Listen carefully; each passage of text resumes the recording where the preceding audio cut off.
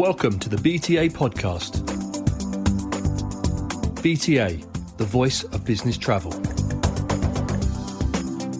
Hi everyone, it's time for BTA Pulse, the regular podcast that we talk about everything that's been going on in the Business Travel Association and around the industry with me, Clive Wratten. And me, Andrew Clarke. Hi Andrew, you okay? I'm very well, thank you. Yes. I still got a bit of holiday blues, Clive. 2 weeks sailing around the islands of Greece takes a bit of recovery time and a bit of getting used to the normality of day-to-day life back at the BTA. Yeah, I was going to say not used to one, blue skies in Manchester, clearly, but secondly, we're here to talk about what's been going on in the BTA and you haven't been here. Exactly. So I'm hoping you can fill me in. I think that's the plan of the day. Yeah, it's the Clive show today, which I'm sure we'll have them switching off immediately as we chat. But seriously, you did have a couple of days going back to that kind of youthful travel thing of rucksack and Greek island hopping. So we're in the travel business. I know we talk about business travel, but it's good to know how your experience was, doing all that kind of freelance stuff. Yeah, but I would highly recommend it for anyone. Easy, clean, efficient, on time, sunshine, relaxation. Honest, I didn't think I'd enjoy it as much as I did. Walking around for 2 weeks with rucksack on back, jumping between islands was not my initial idea of an R&R break, but thoroughly enjoyed it. And we're even talking about doing most southern set of islands this time because we did a bit around the Athens period. But no, really, really good. I would recommend anyone that's thinking of doing it not to delay and get on and do it. And just something different. I think, we as a family certainly are used to, travelling abroad and sitting on a beach or sitting by a pool and just kind of staying in resort, as they would say. But this was totally different, out of our comfort zone, and we loved it. That's what holidays are, right? Sometimes a complete change is what you need, and it's a lovely thing to do. And yeah, obviously the weather was pretty good, which is certainly helps from that kind of trip. I've not been here, so I've missed a couple of really good events whilst I was away. Well, of course, because you weren't there. Yeah. They went well. No, you did actually. You missed the event at Birmingham Airport that our Generation BTA put together. I take no credit for this. They did it along with Helen and our team putting it together, where they basically put an afternoon's conference on and a lot of networking. And you're always slightly nervous when you go to these things about people turning up. It's just a fact of life these days. But we had, I think, 3 no-shows, which is incredible, and 70 people in the room, which was amazing. Wow. And so that alone, gave me energy. And then, of course, they did all the content themselves. And there's some really good debate around what Generation BTA experience, what they're looking for, how we can be better as an industry. And then we had, a fantastic number of our partners there with mini stands, meeting people. And what I really liked was the commitment and support from Birmingham University, I hope I've got this right, who they were, and the college as well in Birmingham, who brought a number of students with them from the travel and tourism and business courses. And they absolutely loved it. And you know what? It's the first time many of them had even heard about business travel in any depth. And many of them had misconceptions about what it is. And that's exactly kind of leads on to a couple of things we're doing at the moment. But least of all, that was great. And, Birmingham Airport, big thanks to them for supporting it. And, as a geek, it's where I began my aviation career. So I was pleased to go back there in a room where you can overlook the runway and see what's going on at the same time. But of course, everybody's eyes were focused on the stage with what's going, with the conversation that was going on. So really well done to them. Yeah, and I followed from afar. Obviously, the social media pickup was fantastic. Incredible, the social media reach that had, yeah. Yeah, absolutely. So I was following from afar in between my islands, and then we held a cross collaboration on accessibility across the industry. Yeah, it's one of our new kind of series we introduced this year called Industry Connects, where we pull together the technology companies, so the GDSs, the online booking tools, and Trainline. There was about 6, I think, from that side and 6 from TMC side, operational, talking around how do we move the ability to book for somebody that has accessibility needs from the point of sale on a business travel trip. They rightly said, I remember there, that you talk about the aircraft hasn't changed or the train still struggles. The way that you book for somebody that needs accessibility needs hasn't moved on in 25 years. Right? It's still offline mostly, or it's coding that doesn't really represent what their needs are. So it was the first stage of just having a small group around the table going, what's the art of the possible? Are we determined to make this change and make it better? So we can't change how many seats airlines put available for wheelchair users or whatever, but we can change the experience of booking for a business traveller. Yeah, the booking process. Yeah, it's key. I mean, we've just released the Beyond the Boardroom white paper that hopefully many of our listeners have seen. And one of the staggering facts within that we came out was that 80% of those with accessibility needs actually it restricts their travel for work, or they don't travel for work, or even worse, it stops them getting a job because they can't travel for their work. And it is a huge issue. So we need to play our part in doing that. So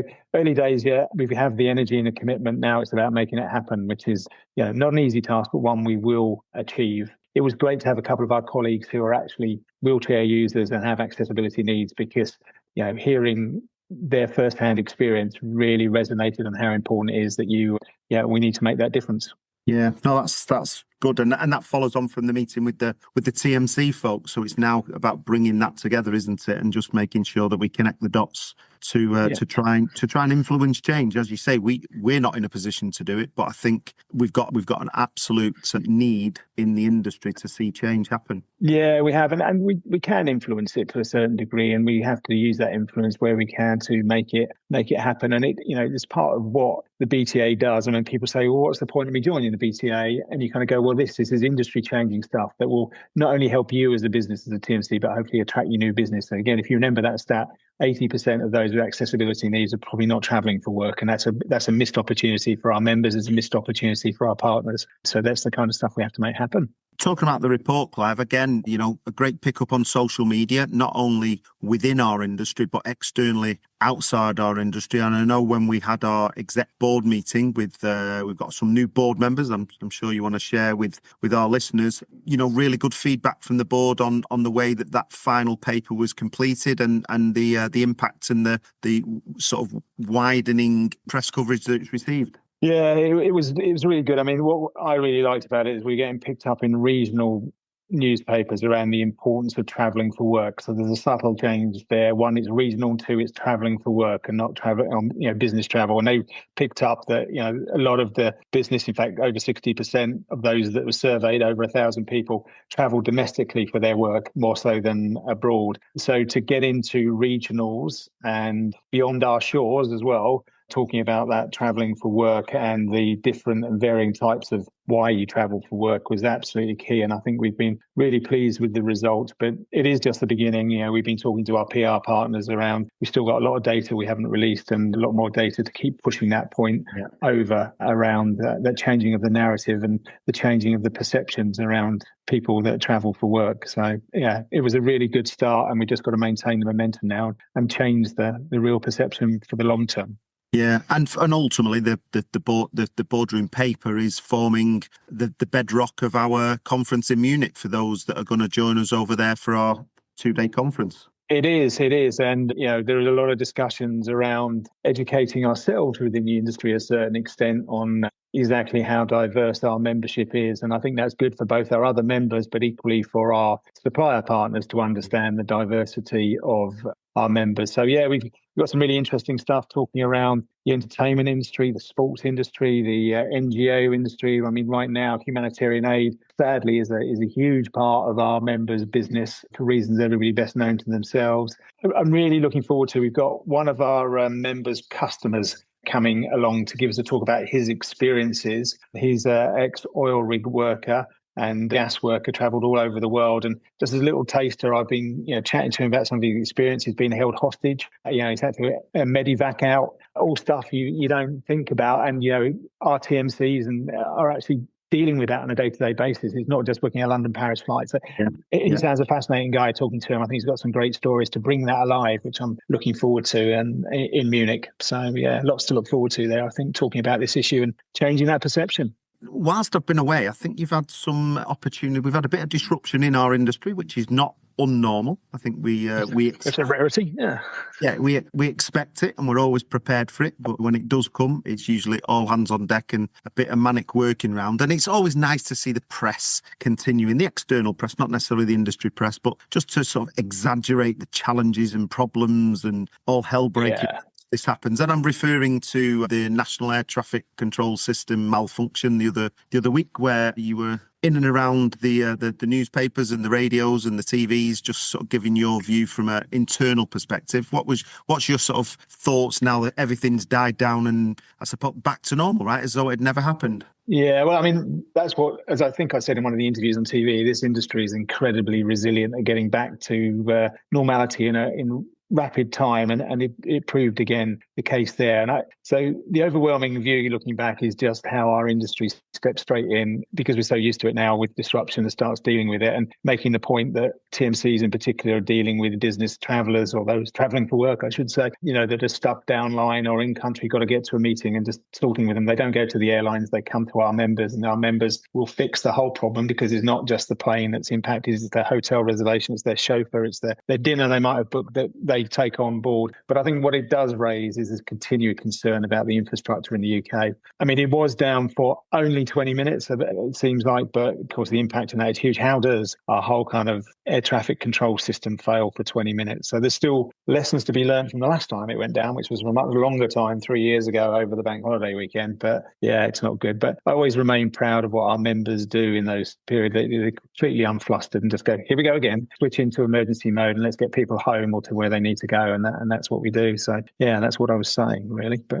good to realise that the press want to hear what's happening to those that are travelling for work, not just those that are going off on holiday, which is important too, obviously. One of the kind of hot topics that kind of came up last week, I think it was, around Heathrow's expansion proposal. Again, we were very welcome the opportunity to speak on behalf of the industry, which you did very well.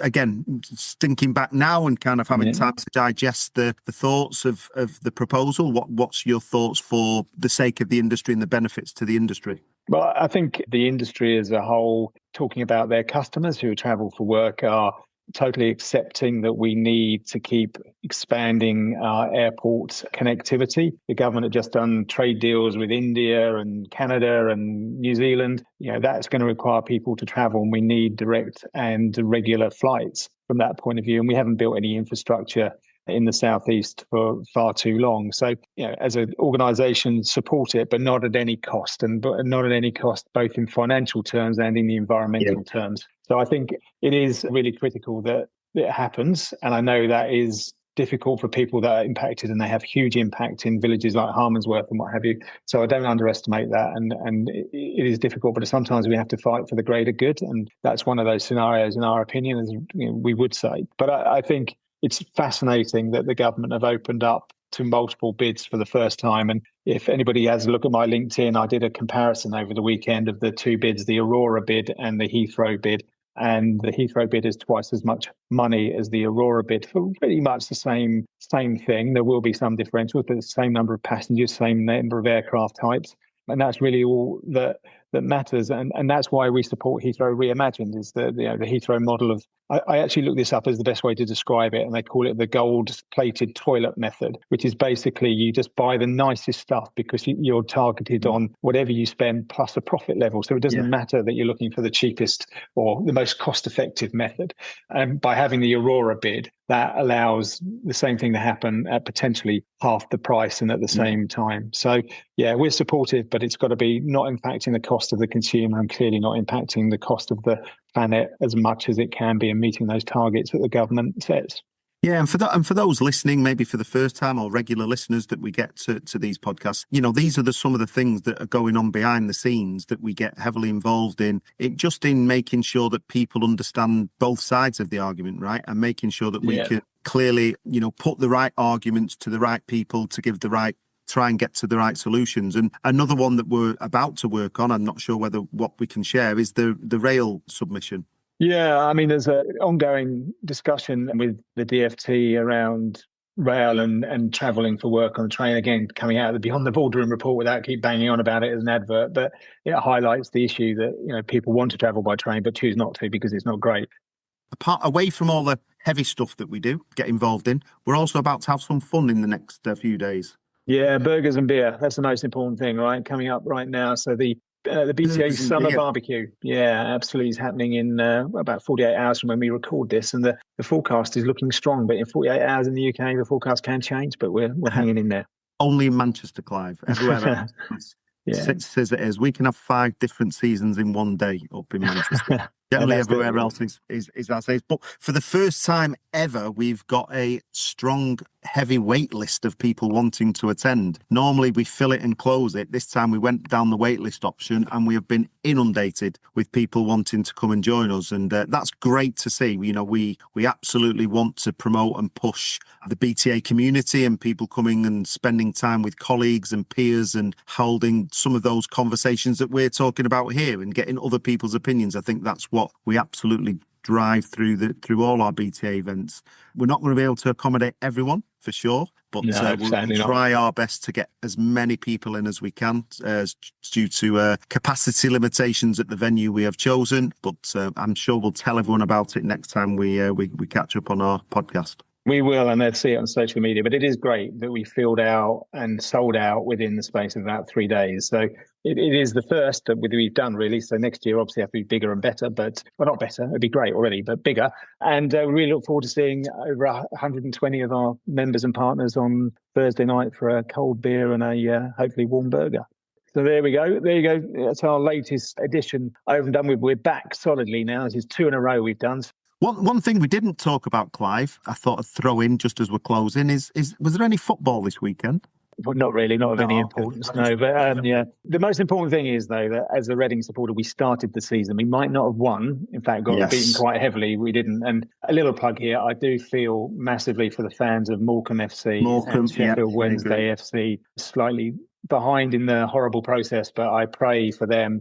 I know how much it hurt me potentially losing my club. That it is a horrible thing. So my thoughts are with that club, and I hope they get sold by the idiot that owns them very, very quickly. But so proper football's back in a couple of weeks' time. So hear it all from you as you head to the top of the Premier League once again. Yawn. Nothing like being down the bottom of League One to give you grounding, I tell you. Listen, guys, thank you so much for listening, getting to the end. We hope you enjoyed it and found out a little bit about what's going on in the BTA and around and about. This podcast is about every 2 weeks, and we will be back very soon. Thanks for listening, and it's bye from me.